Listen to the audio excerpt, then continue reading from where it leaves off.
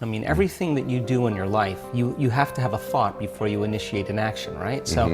So if you believe that your thoughts have something to do with your destiny, like any great leader in history understands that, the first thing you have to do is you have to decide, are you going to be defined by a vision of the future, or are you going to live by the memories of the past? So I'll give you an example.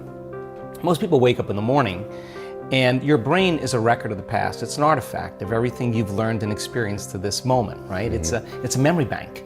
So most people wake up in the morning and they start thinking about their problems, and those problems are connected to certain people and things at certain times and places. And the moment they start turning on those circuits, those memories are actually causing them to think in the past.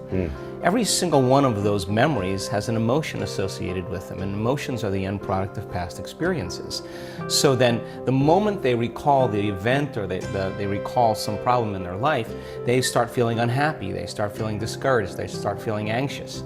Now, thoughts are the language of the brain, and feelings are the language of the body, and how you think and how you feel creates your state of being. So we could say then, most people's entire state of being when they start their day is in the familiar past. Well, if you live in the familiar past, then it makes sense you're going to create the predictable future. So what happens for most people is they get stuck in their biology. So think about this.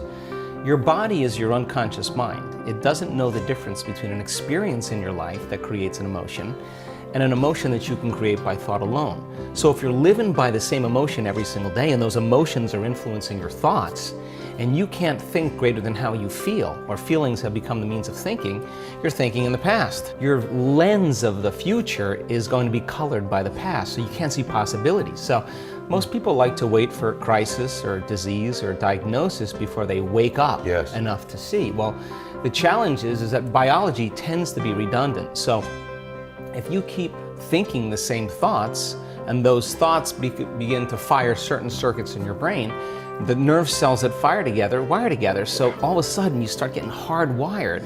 And those are the thoughts that you can think the easiest.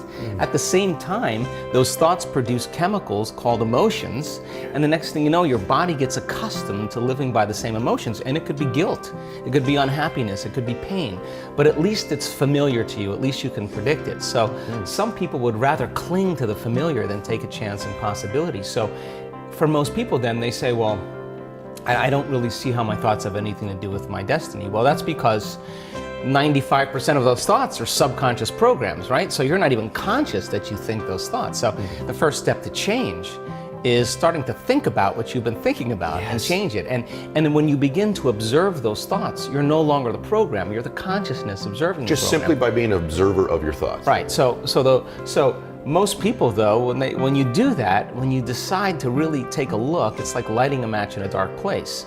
So you feel uncomfortable. So it's easier to turn on your TV, it's easier to play with your cell phone, to distract yourself from those feelings. Well, when you understand that change really requires becoming uncomfortable to a certain degree, and that's normal, that you're leaving the known and you're stepping into the unknown, then it begs the question, what thoughts do you want to fire and wire in your brain? Because your attention on those thoughts begins to reorganize circuitry, remold the brain.